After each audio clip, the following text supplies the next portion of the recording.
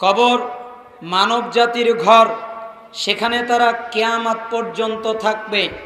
মানুষ কবর চেনে এবং তাতে মৃতকে দাফন করে সেই তখন থেকে, যখন আদম আলাইহিস সালামের পুত্র তার ভাইকে হত্যা করে দাফন করেছিল, তখন থেকেই মানুষ কবরের সাথে পরিচিত।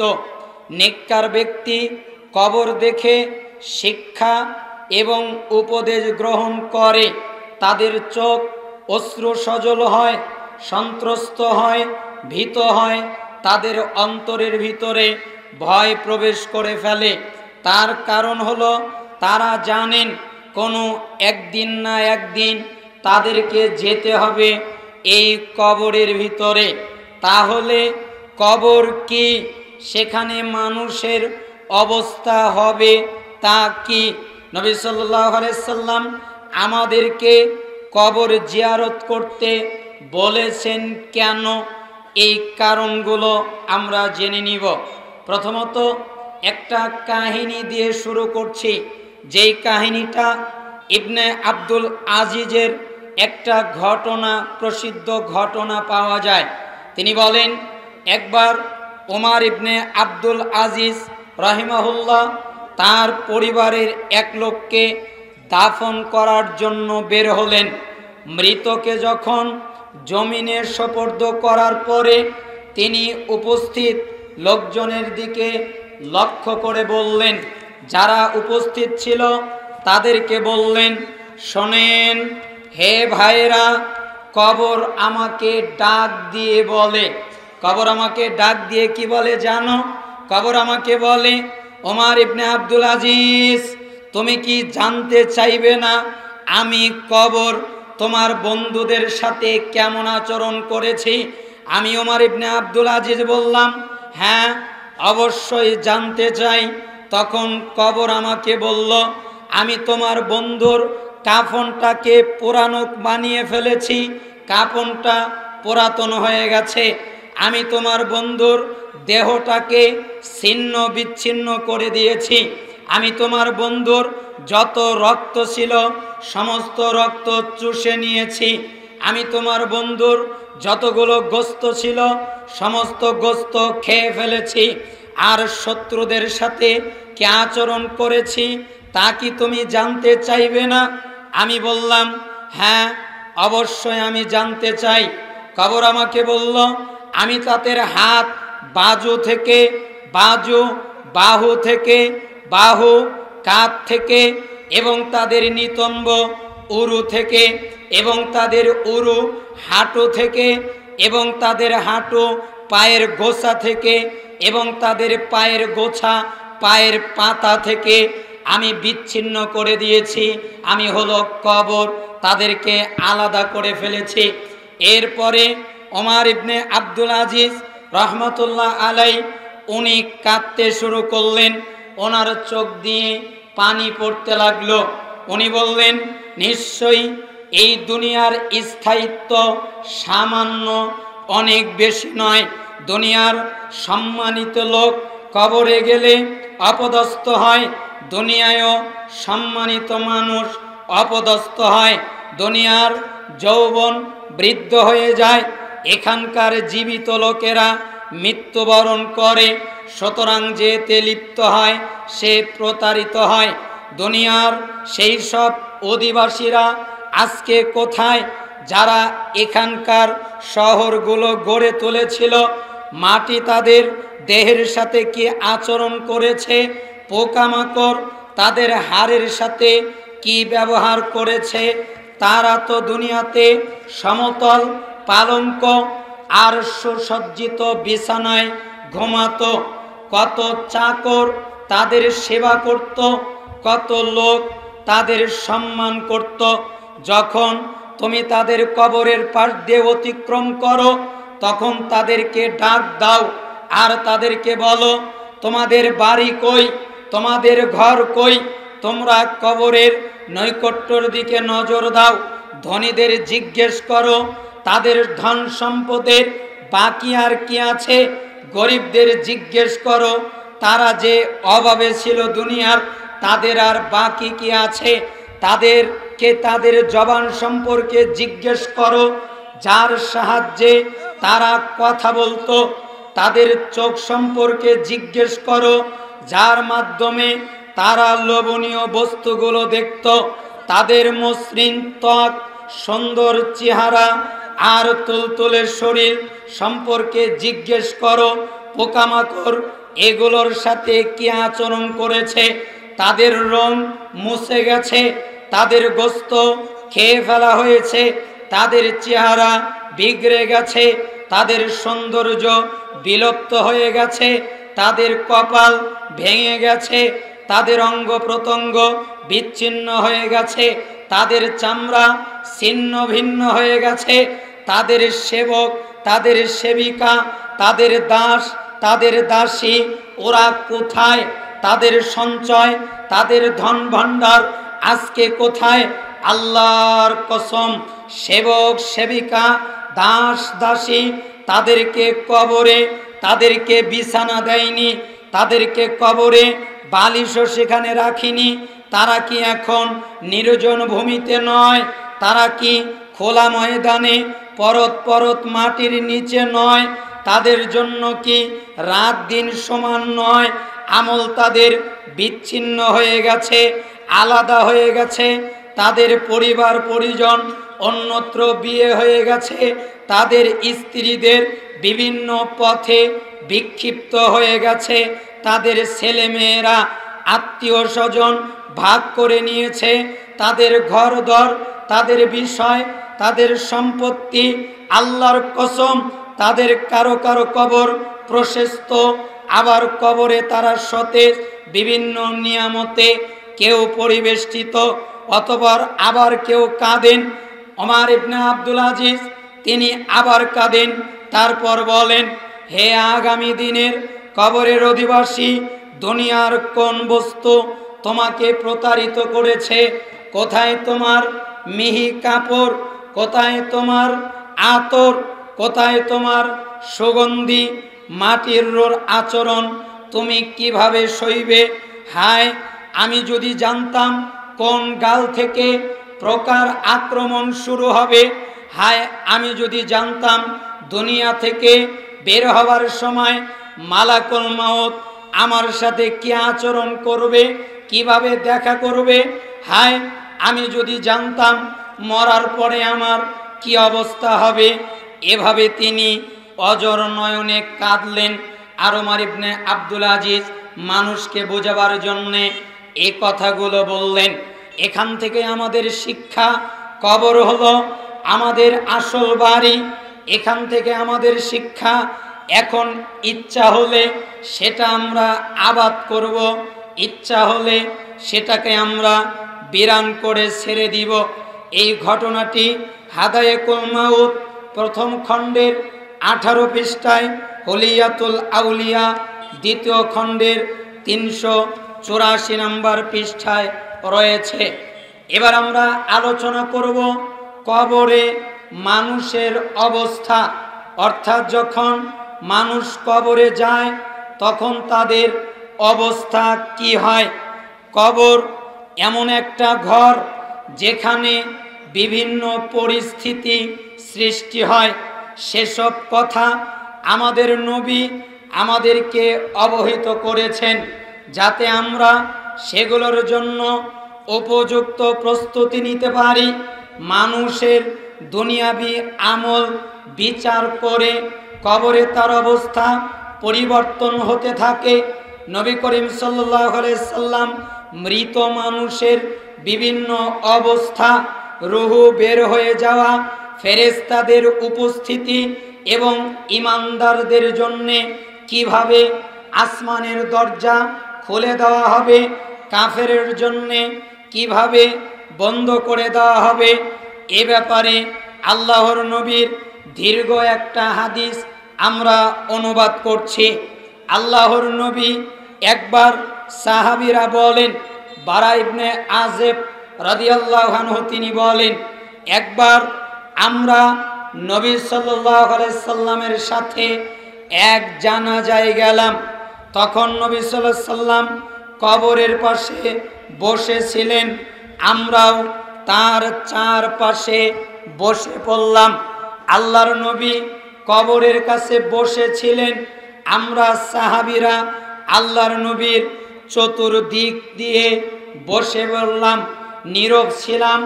কেমন যেন আমাদের মাথায় পাখি বসে আছে।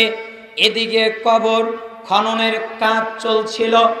আমাদের মাথায় পাখি বসে থাকলে যেরকম নড়াচড়া হয় না, আমরা ওরকম নড়াচড়া করিনি। একদম ধীরভাবে আল্লাহর নবী কি বলছেন এটা আমরা শুনছিলাম। আল্লাহর নবী বললেন, নবীজি সাল্লাল্লাহু আলাইহি সাল্লাম আমাদেরকে 2 বার বা 3 বার আমাদের বললেন, তোমরা আল্লাহকে বলো, হে আল্লাহ আমাদেরকে কবরের আযাব থেকে বাঁচাও। তোমরা আল্লাহকে বলো, হে আল্লাহ আমাদেরকে কবরের আযাব থেকে বাঁচাও। তোমরা আল্লাহকে বলো, হে আল্লাহ আমাদেরকে কবরের আযাব থেকে বাঁচাও। এ কথা বলে আল্লাহর নবী বললেন, মুমিন বান্দার যখন দুনিয়া ত্যাগ করে পরকালে চলে যাওয়ার সময় হয়, এই ব্যক্তি যদি হয় মুমিন বান্দা, তখন তার কাছে ধবধবে সাদা চেহারার কিছু ফেরেশতা অবতরণ করেন, তার কাছে আসেন। তাদের চেহারা একেবারে সূর্যের মতো ঝকঝকে ঝকমকে পরিষ্কার। তাদের কাছে জান্নাতের একটা কাপড়ের টুকরা থাকে এবং তাদের কাছে জান্নাতের সুগন্ধি থাকে। তারা ওই লোকের দৃষ্টিসীমার দূরত্বে অবস্থান করে, অর্থাৎ তার চেহারা, তার দৃষ্টি যত দূর যায় মালাক তত দূরে বসে থাকে। এরপরে মালাকুল মাউত আসেন। মালাকুল মাউত তিনি তার মাথার কাছে আসেন, অতঃপর মাথার কাছে এসে বসেন। এরপরে বলেন, হে পবিত্র আত্মা, বের হয়ে আসো আল্লাহর ক্ষমার দিকে, বের হয়ে আসো আল্লাহর সন্তুষ্টির দিকে।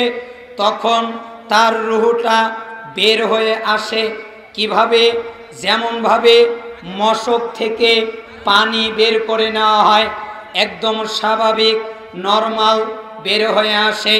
তখন মালাকুল মাউত তাকে গ্রহণ করেন এবং এক মুহূর্তের জন্যেও মালাকুল মাউত ওই রূহটাকে রাখতে পারে না। কেন?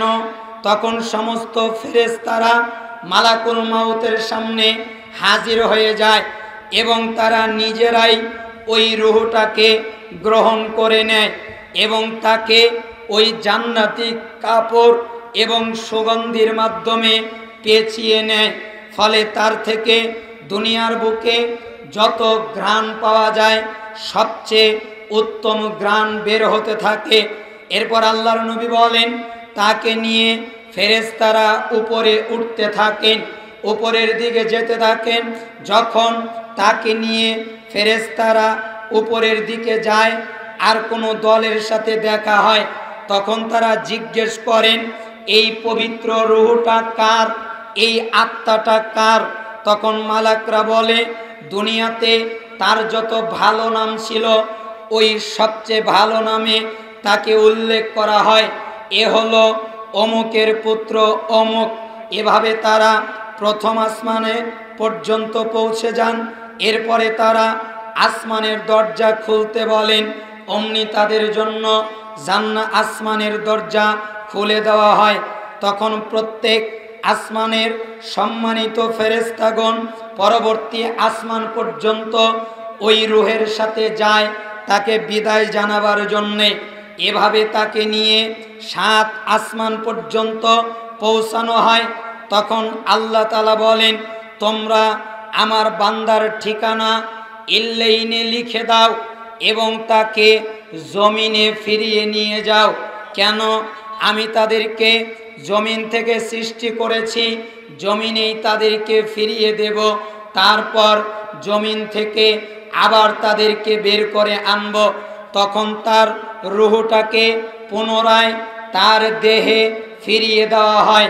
এরপর তার কাছে দুজন ফেরেশতা আসেন এবং তাকে উঠিয়ে বসান। এরপর জিজ্ঞেস করেন, তোমার রবকে? সে উত্তরে বলে, আমার রব হলেন আল্লাহ। তারপর জিজ্ঞেস করেন, তোমার দিনকে? সে উত্তরে বলে, আমার দিন ইসলাম। তারপরে জিজ্ঞেস করেন, তোমার কাছে যাকে পাঠানো হয়েছিল সে কে? উত্তরে বলে, তিনি আল্লাহর রাসূল। তারা তাকে আবার জিজ্ঞেস করে, তুমি যে বললে আমার রব আল্লাহ, তুমি যে বললে আমার দিন ইসলাম, তুমি যে বললে আমার নবী মুহাম্মদ, এ কথা জানলে কিভাবে? তখন ওই লোকটা বলে, আমি আল্লাহর কিতাব পড়েছিলাম, ওর উপরে ঈমান এনেছিলাম, তার মানে আমি পড়ে জানতে পেরেছি, অতঃপর আমল করেছি, ঈমান এনেছি। তখন আসমান থেকে একজন আহ্বানকারী ডাক দিয়ে বলেন, আমার এই বান্দা সত্য বলেছে, সুতরাং তার জন্য একটি জান্নাতি বিছানা বিছিয়ে দাও, তাকে একটি জান্নাতি পোশাক পরিয়ে দাও এবং তার জন্য জান্নাতের দিকে একটি দরজা খুলে দাও। তখন তার দিকে, তার কবরের দিকে জান্নাতের হাওয়া সুগন্ধি আসতে থাকে। তার জন্য তার কবরটাকে দৃষ্টিসীমার দূরত্ব পরিমাণ প্রশস্ত করে দেওয়া হয়। এরপর তার কাছে সুন্দর চেহারা বিশিষ্ট একটা লোক, সুগন্ধযুক্ত এক ব্যক্তি আসে। অতঃপর তাকে বলে, তোমাকে সন্তুষ্ট করবে এমন সুসংবাদ গ্রহণ করো, আজকে হচ্ছে সেই দিন যেদিনের ব্যাপারে তোমার সঙ্গে ওয়াদা করা হয়েছিল। তখন ওই কবরে যে লোকটা আছে, ওই লোকটা তাকে জিজ্ঞেস করে, তুমি কে? তোমার চেহারা এত সুন্দর কেন, এত ভালো কেন? তখন সে বলে, আমি তোমার নেক আমল, আল্লাহর কসম তুমি আল্লাহর আনুগত্যের ক্ষেত্রে গতিময় ছিলে এবং অবাধ্যতার ক্ষেত্রে তুমি দ্রুত যাও নাই, আল্লাহর পথ কাজ করেছ, এজন্যই আল্লাহ তোমাকে উত্তম বিনিময় দান করেছেন। আমি তোমার নেক আমল। আল্লাহর নবী বলেন, সে তার রবের কাছে আবেদন করে আর বলে, হে আমার রব, কিয়ামত কায়েম করো যাতে আমি আমার পরিবার পরিজনের সাথে মিল হতে পারি, আমার সম্পদের সাথে মিল হতে পারি। মুসনাদে আহমদ 18,534, 18,614 নম্বর হাদিসে এ কথাটা এসেছে। তাহলে এটা হলো মুমিন যারা, ইমানদার যারা, তাদের জার্নিটা এরকম হবে যা আল্লাহর নবী বললেন। হ্যাঁ, লোকটি বলে, আমি তোমার নেকামল। তার নেকামল কি? তার নেকামল হলো সালাত, মা বাবার সেবা করা, সাদাকা করা, রোজা সিয়াম পালন করা, তার কন্দ্রণ করা, আল্লাহ ভীতি, হজ, ওমরা, কোরআন তেলাওয়াত, আল্লাহ প্রেম, শেষ রাতের জাগরণ, দিনের বেলায় সিয়াম, মহাপরাক্রমশালী, আল্লাহর ভয়, ইলম অর্জন করা, আল্লাহর রাস্তায় দাওয়াত দেওয়া, জিহাদ ফি সাবিলিল্লাহ, এগুলো হলো তার নেক আমল। যা হোক, মুমিন বান্দা যখন সুসংবাদ দানকারী এই উজ্জ্বল চেহারা দেখে এবং চারদিকে তাকিয়ে দেখতে পায় যে তার কবর প্রশস্ত হয়ে গেছে, সেখানে জান্নাতের বিছানা বিছানো রয়েছে, নিজের পোশাকের দিকে তাকিয়ে দেখে জান্নাতের পোশাক দেখতে পায়, তখন সে বুঝতে পারে নিশ্চয়ই এই নিয়ামত প্রত্যাশিত জান্নাতের মোকাবেলায় কিছুই নয়। কাজেই সে তার রবের কাছে আবেদন করে। আমরাও বলছি, হে আমাদের রব, কিয়ামত কায়েম করো। যখন আমরা মৃত্যুবরণ করব, আমরাও বলবো, হে আমাদের রব, কিয়ামত কায়েম করো যাতে আমরা আমাদের পরিবার পরিজনের কাছে উপস্থিত হতে পারি। এটা হলো মুমিন যারা, তাদের সফর। এবার আমরা দ্বিতীয় সফরে চলে যাব। যারা কাফের, যারা পাপিষ্ট, এদের সফরটা কেমন হবে? আল্লাহর নবী বলেন, যারা কাফের বান্দা যখন দুনিয়া ছেড়ে আখিরাতের দিকে অগ্রসর হতে থাকে, তখন আসমান থেকে একদল কালো কুৎসিত চেহারা বিশিষ্ট ফেরেশতা তার কাছে অবতরণ করেন, যাদের কাছে একটা শক্ত চট থাকে। তারা ওই ব্যক্তির দৃষ্টিসীমার দূরত্ব পরিমাণ দূরে অবস্থান করতে থাকেন। এরপরে মালাকুল মাউত তার কাছে আসেন এবং তার মাথার কাছে বসেন।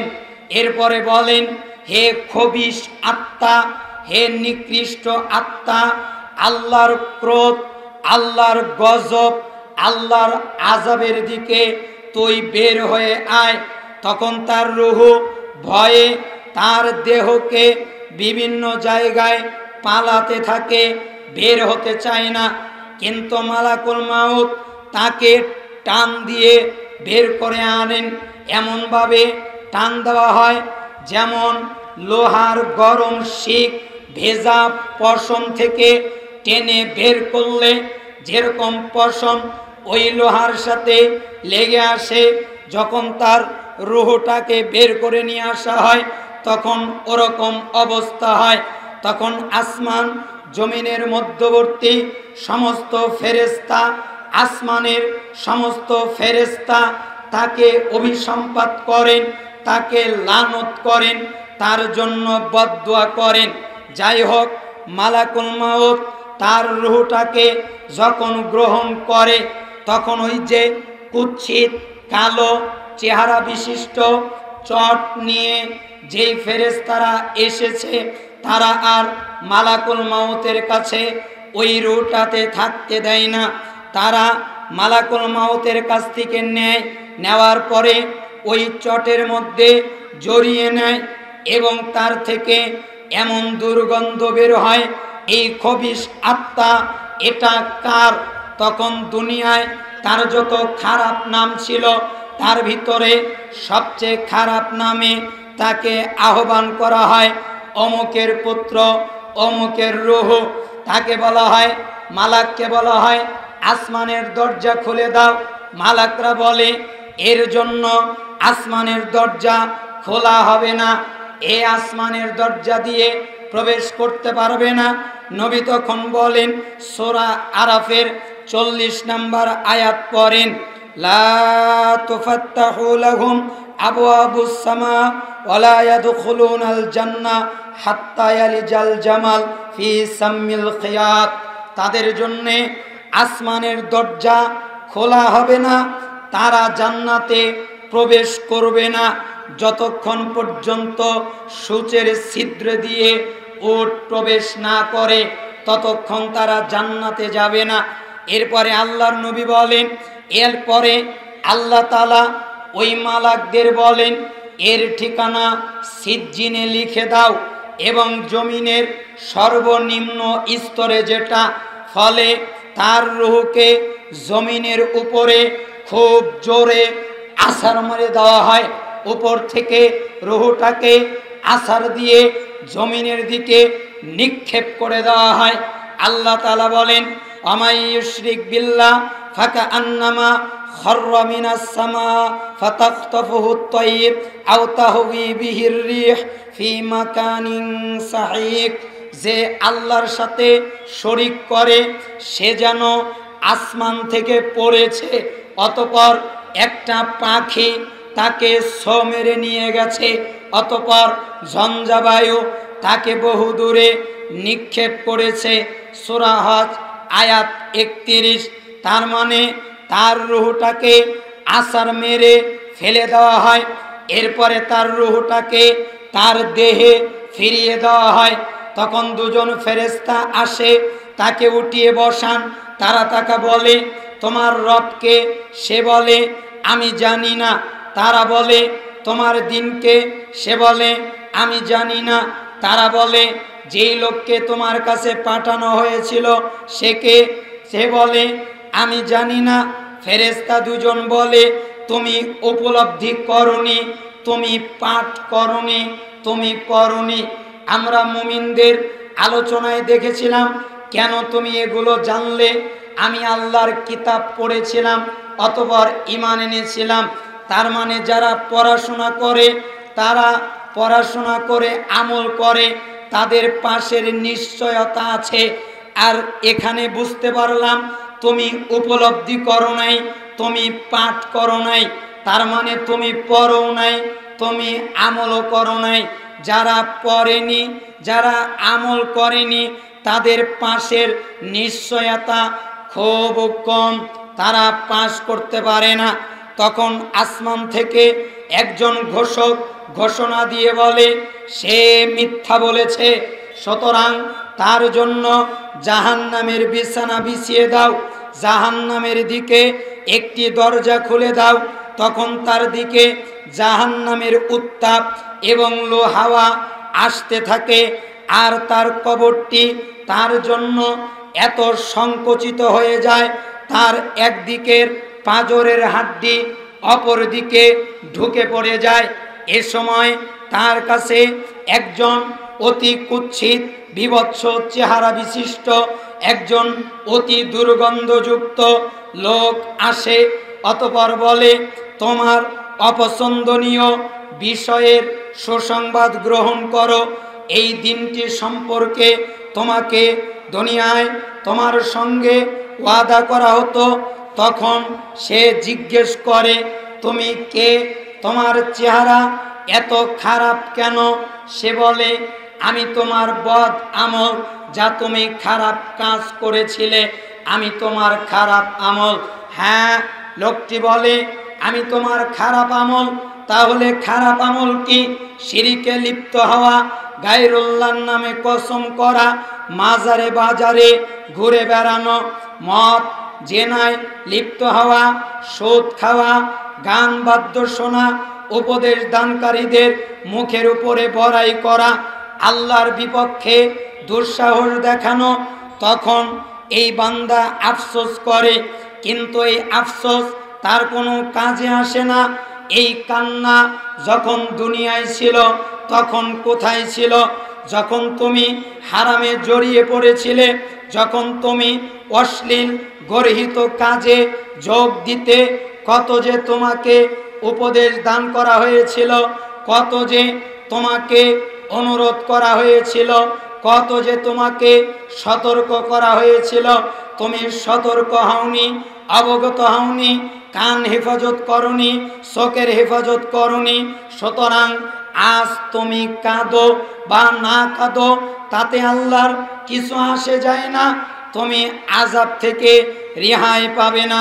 এজন্য সূরা তুরের 16 নম্বর আয়াতে আল্লাহ তাআলা বলেন, ইসলাউহা ফাসবিরু আও লা তাসবিরু সাওয়াউন আলাইকুম ইন্নামা তুজজাউনা মা কুনতুম তা'মালুন।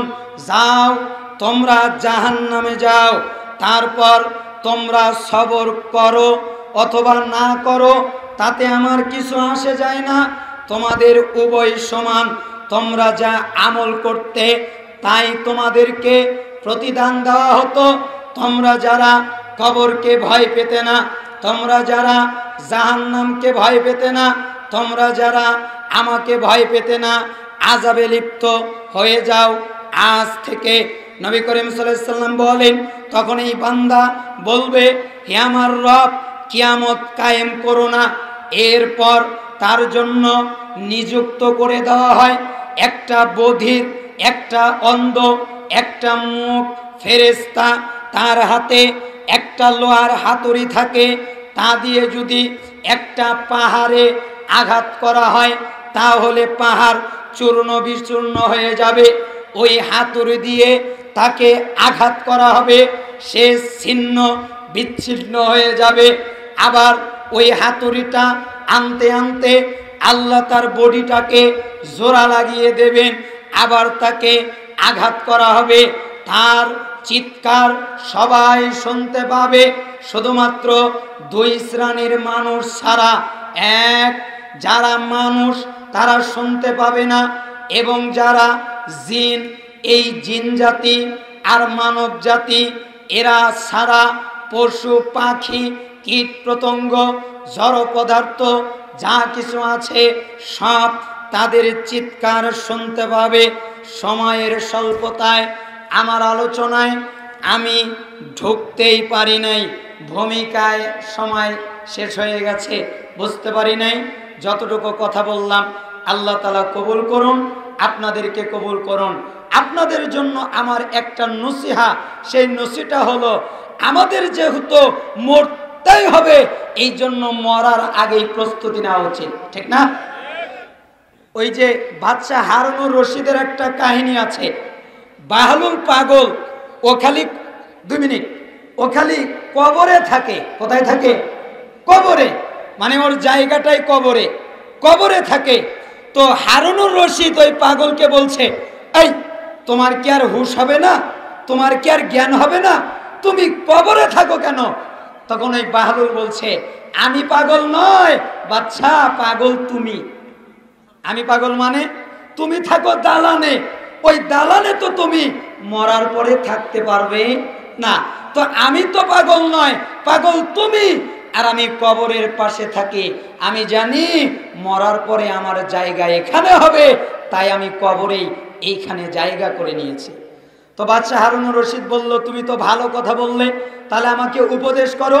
ঠিক আছে, আপনি আল্লাহর কিতাব এবং রাসূলের হাদিস মতো চলবেন, এটাই আপনার জন্য যথেষ্ট, আর কিছু লাগবে না। তখন বাদশাহ হারুন বলল, আচ্ছা তুমি কি আমার কাছে কিছু চাও? তুমি যদি আমার কাছে কিছু চাও আমি তোমাকে তা দিব। আচ্ছা ঠিক আছে, আমি আপনার কাছে 3টা জিনিস চাই। কয়টা? 3টা, যদি আপনি দিতে পারেন। কি? 1, আপনি আমার বয়সটা বাড়ায়া দেন। পারবে? বয়স বাড়ায় দেওয়া সম্ভব? বাদশাহ হারুনুর রশিদ বলছে, আমার পক্ষে সম্ভব নয়। আচ্ছা ঠিক আছে। 2, আপনি আমার কাছ থেকে মালাকুল মউতকে তাড়িয়ে দেন। পারবে মালাকুল মউতকে তাড়িয়ে দিতে?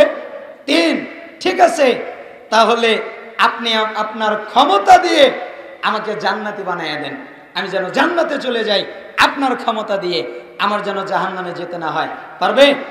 এই জন্য কথাটা মনে রাখবেন, কবরে যাওয়ার আগেই প্রস্তুতি গ্রহণ করেন। আপনার আমার মরণ যে কোনো সময় হয়ে যেতে পারে। আল্লাহ সুবহানাহু ওয়া তাআলা যেন আমাদেরকে কবুল করেন।